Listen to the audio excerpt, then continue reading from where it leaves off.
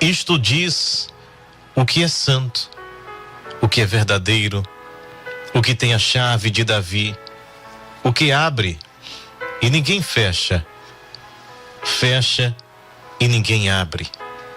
Conheço as tuas obras, eis que diante de ti pus uma porta aberta e ninguém a pode fechar, porque tendo pouca força guardaste a minha palavra e não negaste o meu nome. Eis que eu farei aos da sinagoga de Satanás, aos que se dizem judeus e não são, mas mentem. Eis que eu farei que venham e adorem prostrados aos teus pés e saibam que eu te amo. Como guardaste a palavra da minha paciência, também eu te guardarei na hora da tentação que há de vir sobre todo o mundo para tentar os que habitam na terra. Eis que venho sem demora.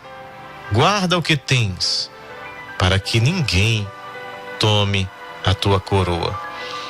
A quem vencer, eu farei coluna no templo do meu Deus, e dele nunca sairá, e escreverei sobre ele o nome do meu Deus e o nome da cidade do meu Deus, a nova Jerusalém, que desce do céu, do meu Deus, e também o meu novo nome.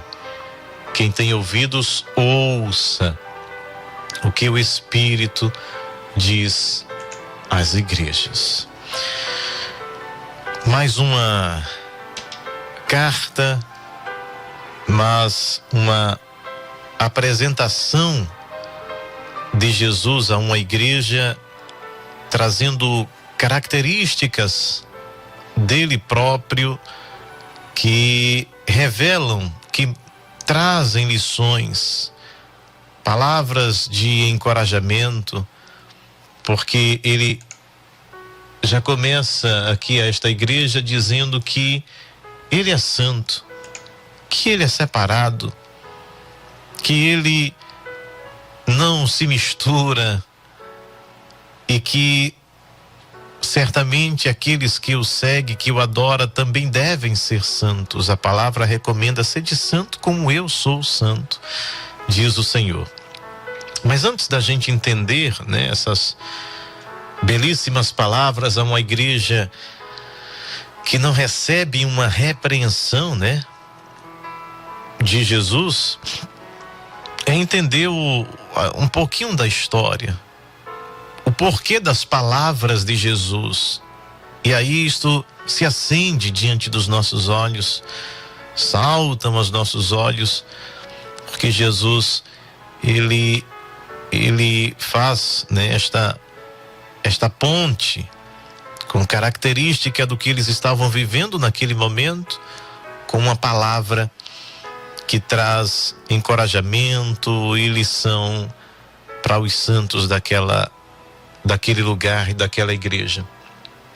Então, a Filadélfia, que estava ali na região da Lídia e que estava numa rota de muito comércio, né? Veja que cada localidade que a gente vai estudando sempre traz essa conotação, essa experiência, esse contexto de muito movimento, né? De culturas diferentes que por ali passam por conta do comércio, que era muito grande. Então havia pessoas de muitas línguas, comércio, costumes, era um corredor indo e vindo o tempo todo.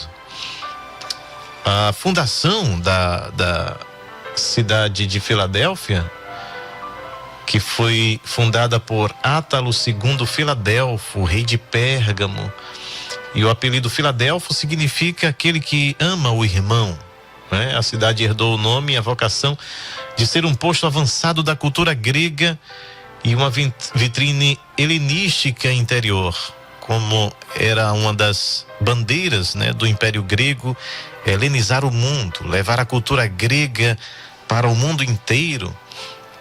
Então esta cidade obviamente não fica de fora.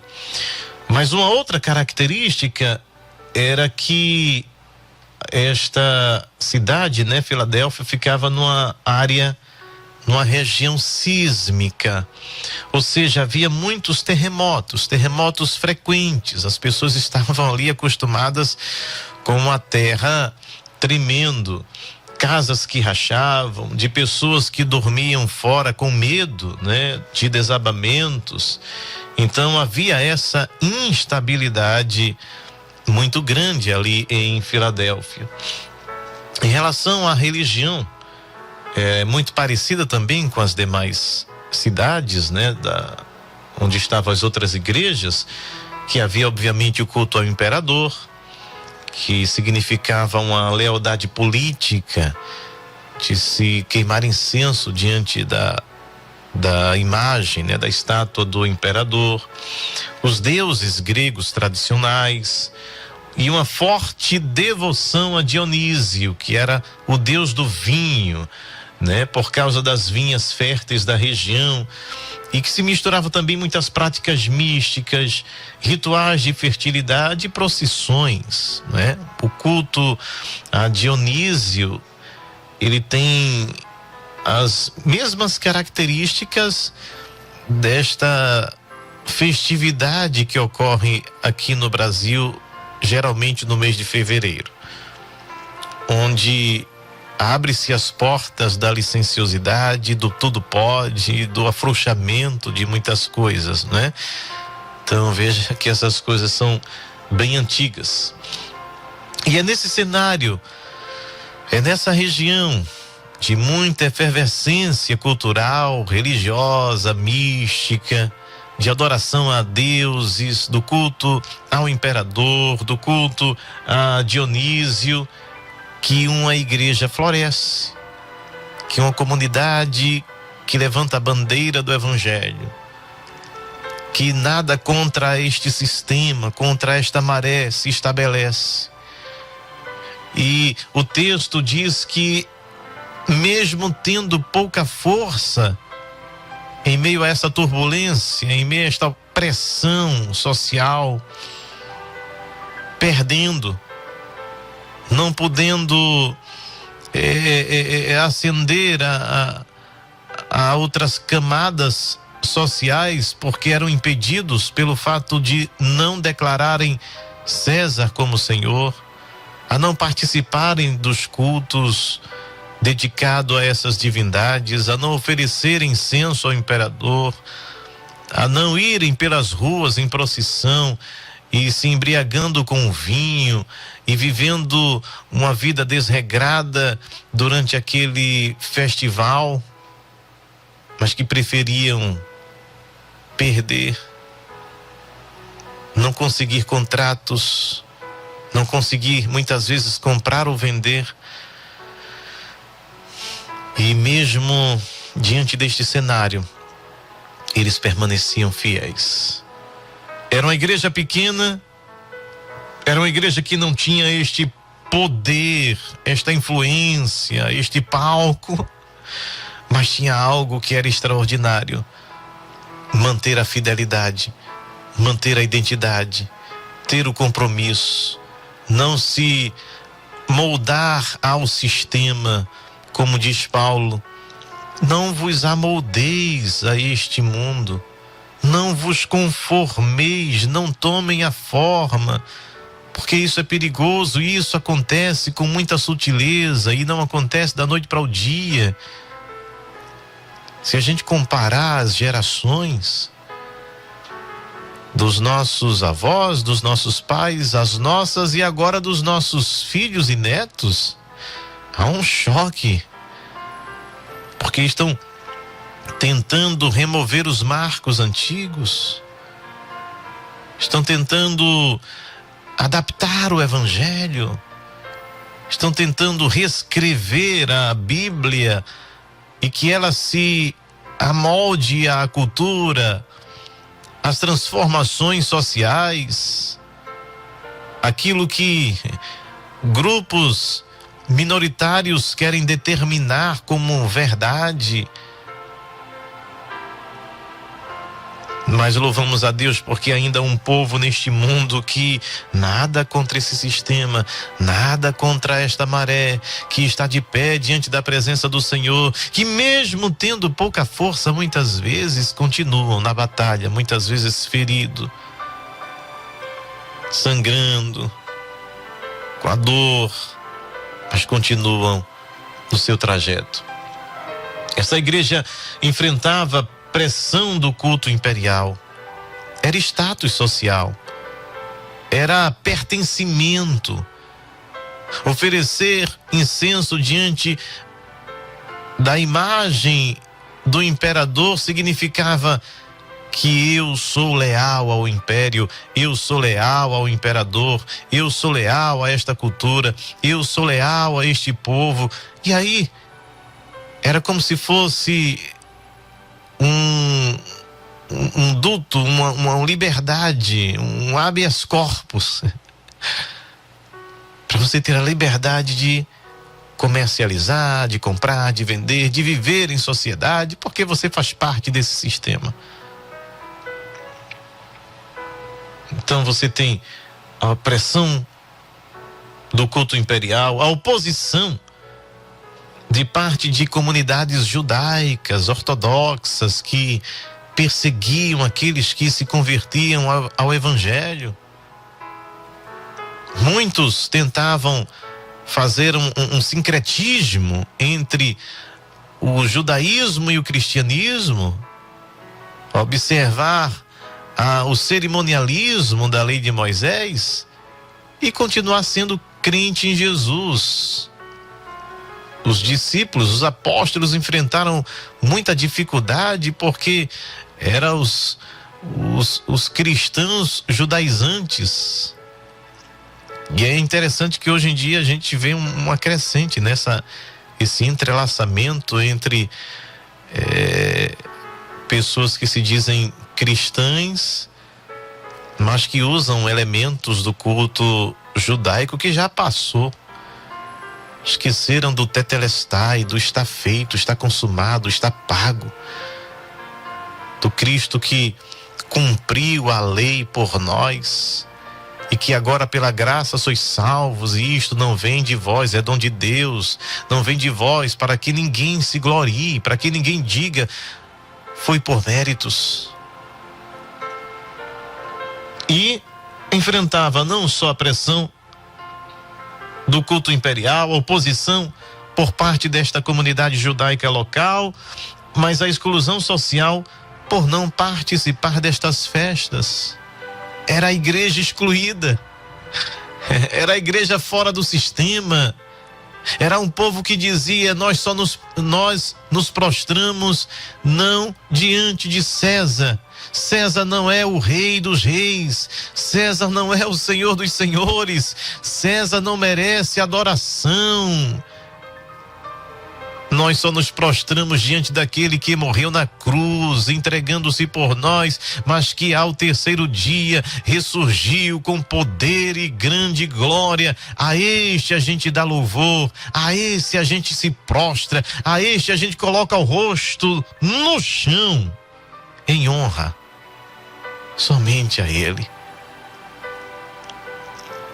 Porque todos os Césares passaram, todos os imperadores tiveram um túmulo e continuam lá, esperando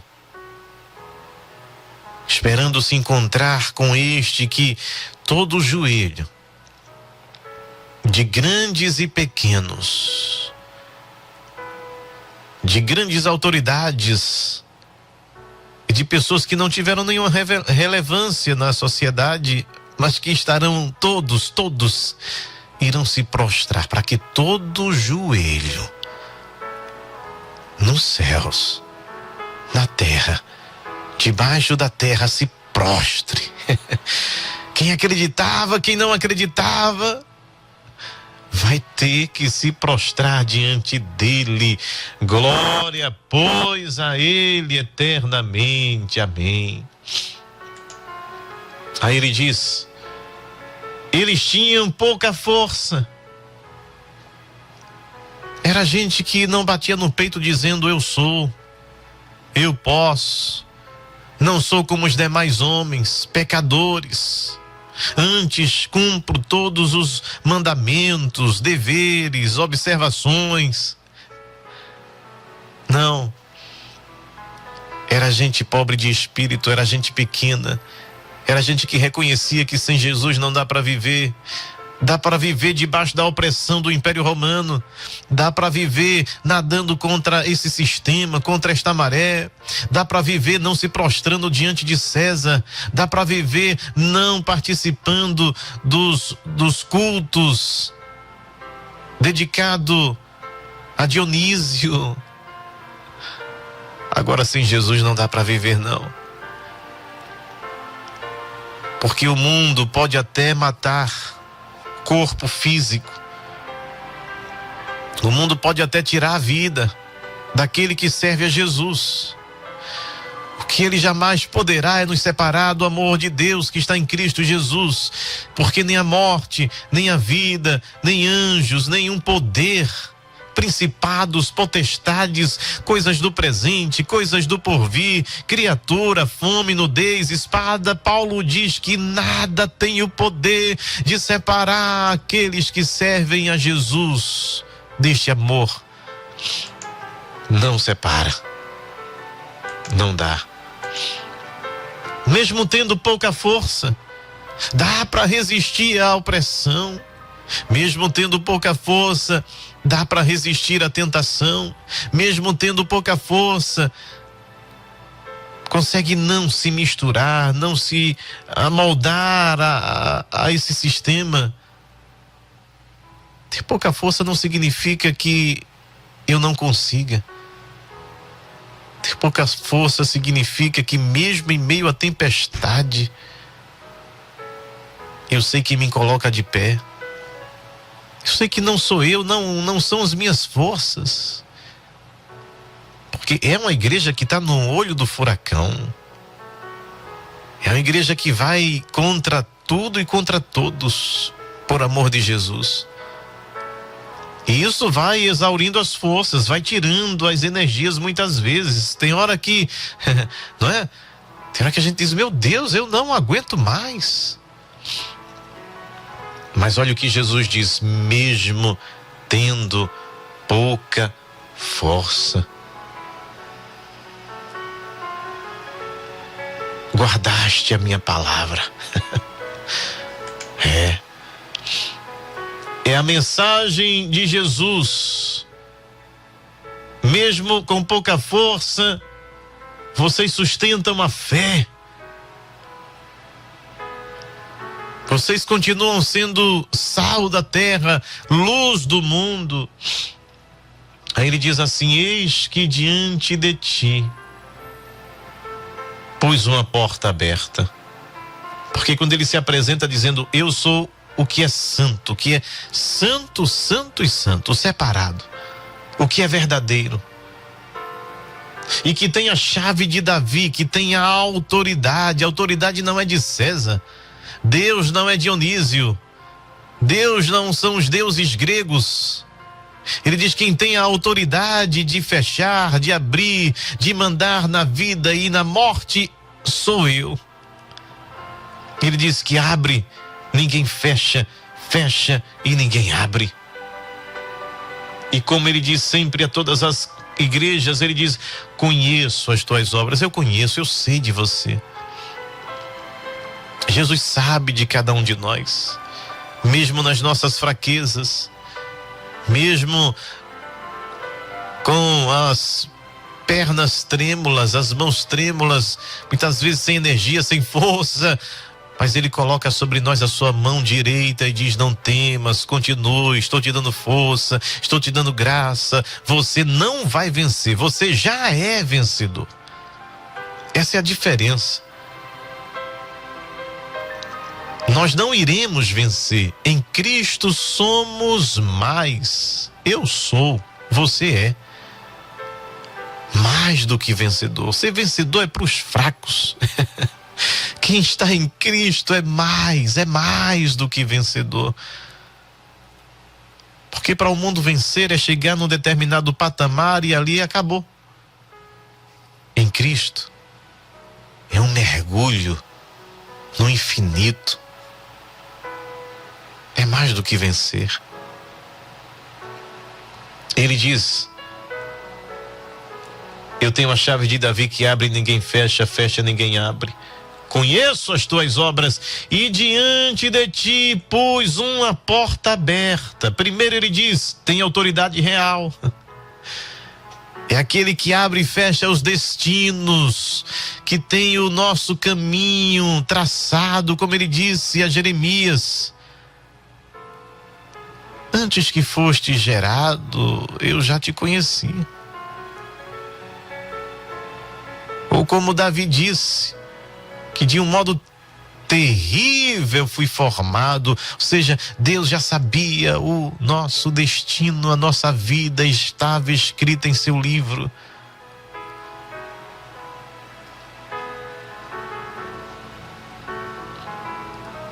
E ele diz, eu que tenho autoridade, não é Roma, não é a sinagoga, não é a cidade, quem manda sou eu. Porta aberta. Havia uma porta, era considerada a cidade porta no helenismo. E a metáfora usada por Jesus é: eles podem bloquear, eles podem fechar, só que diante de vocês eu coloquei uma porta aberta. Eles podem fechar a porta do trabalho, dos contratos, da ascensão social, eles podem fechar as portas para vocês, mas eu que tenho a chave de Davi que abre e ninguém fecha, eu que sou amém, eu que sou a fiel testemunha, eu que sou o que sou, estou colocando diante de vocês uma porta aberta e esta ninguém tem o poder de fechar.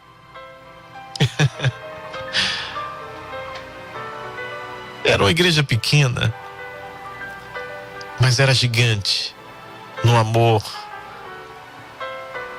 nessa constância, nessa resiliência, de permanecerem firmes, de permanecerem fiéis, como Jesus disse, ser fiel até a morte. Depois ele diz, farei deles coluna no templo. Olha, como a gente viu o contexto da cidade, em uma região sísmica, onde havia muitos abalos, terremotos, casas rachadas, pessoas com medo, muitas vezes dormia do lado de fora. Aí Jesus diz assim, quem permanece firme não se abala. Quem permanece em mim, ele diz, eu farei coluna.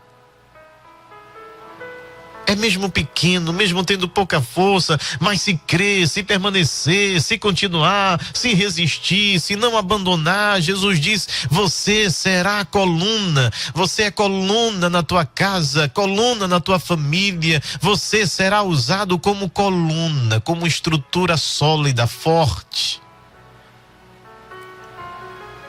Porque sem a coluna tudo vem abaixo, tudo vem ao chão. Ele diz, eis que diante de ti pus uma porta aberta e ninguém pode fechar. Porque tendo pouca força guardaste, olha o segredo, e não somos nós, olha aqui, guardaste a minha palavra. A palavra é caminho, a palavra é luz, a palavra é consolo, a palavra é exortação, a palavra é ânimo, a palavra é alimento, a palavra é pão, é água, é vida, é restauração. E se guardá-la, ele diz, mesmo tendo pouca força, vai continuar caminhando. Se não negar o meu nome, vai continuar triunfando. E aí ele traz uma repreensão a estes que perseguiam a igreja, diz, eis que eu farei aos da sinagoga de Satanás. Olha, Jesus é direto, não tem arrumadinho com Jesus, ele é direto. é sinagoga de Satanás. Se levantou contra a obra, se levantou contra aquilo que Deus colocou como seu projeto para anunciar a palavra do reino de Deus. Ele chama de sinagoga de Satanás, de reunião do diabo. E aos que se dizem judeus e não são, mas mentem, eis que eu farei que venham e adorem prostrado aos teus pés e saibam que eu te amo, que você tem dono. Ele é cuidadoso, ele é zeloso com aqueles que, mesmo tendo pouca força, continua. Esta palavra é para você, que amanheceu hoje dizendo: eu estou muito, muito sem força. Mas continue. Porque quem continua mesmo fraco, mesmo sem força, é amado e protegido por Jesus. Aí ele vai dar força. Ele vai dar graça. Como guardaste a palavra da minha paciência, da esperança, da perseverança, de que as tribulações desta vida não se comparam com a glória que teremos. É a paciência na esperança, é ter paciência quando parece que está tardando, é ter paciência quando tudo está ao contrário. Mas ele diz: como guardaste a palavra da minha paciência, também eu te guardarei. Eu te guardarei na hora da tentação que há de vir sobre todo o mundo, para tentar os que habitam na terra. Isto também é profético. Que a palavra dele é: eis que venho sem demora. Ele vem para cumprir o que ele está falando, mas ele está também, é um eco de Jesus para nós em 2026. Ele diz: eu estou vindo, eis que venho sem demora. Guarda, retém, preserva o que tens, para que ninguém tome a tua coroa, a tua glória, a tua posição. Nós estamos com Cristo nas regiões celestiais. Não deixa que os embaraços desta vida, não deixa que as ofertas deste mundo, não deixa que os cultos a Dionísio te seduzam. Retende, guarda o que tens, para que ninguém tome a tua coroa. E há sempre uma promessa a quem vencer, a quem permanecer, a quem for fiel. E veja que não há nenhum determinismo fatalista aqui, como alguns pregam, que Deus já determinou o nosso futuro. Não, ele está falando de escolha. Ele está dizendo: a quem vencer, a quem for fiel, a quem permanecer, eu farei coluna no templo do meu Deus, e dele nunca sairá, e escrevei sobre ele o nome do meu Deus. Enquanto vocês são desprezados aí em Filadélfia, rejeitados por não pertencerem a esta sociedade, ele diz: eu vou colocar o nome do meu Deus, autoridade sobre vocês, o nome da cidade do meu Deus. Vocês irão pertencer a algo muito grandioso, a nova Jerusalém que desce do céu, do meu Deus, e também o meu novo nome. Quem tem ouvidos, ele diz: ouça o que o Espírito diz às igrejas. Filadélfia não recebe uma repreensão. Isso é raro, mas isso é muito precioso, porque não é uma igreja perfeita, não é uma igreja sem problemas, mas é uma igreja que luta para permanecer fiel. Que possamos aprender com esta igreja, que muitas vezes, mesmo tendo pouca força, não negamos o nome do Senhor Jesus. Permanecemos fiel. E vale a pena. Porque a promessa dele é fiel e verdadeira. Quando ele diz, eis que cedo venho, e ele vem. E aqueles que permanecerem fiéis até o fim, hão de ver, hão de herdar, hão de contemplar tudo o que foi prometido pelo nosso Senhor e Salvador Jesus Cristo. Amém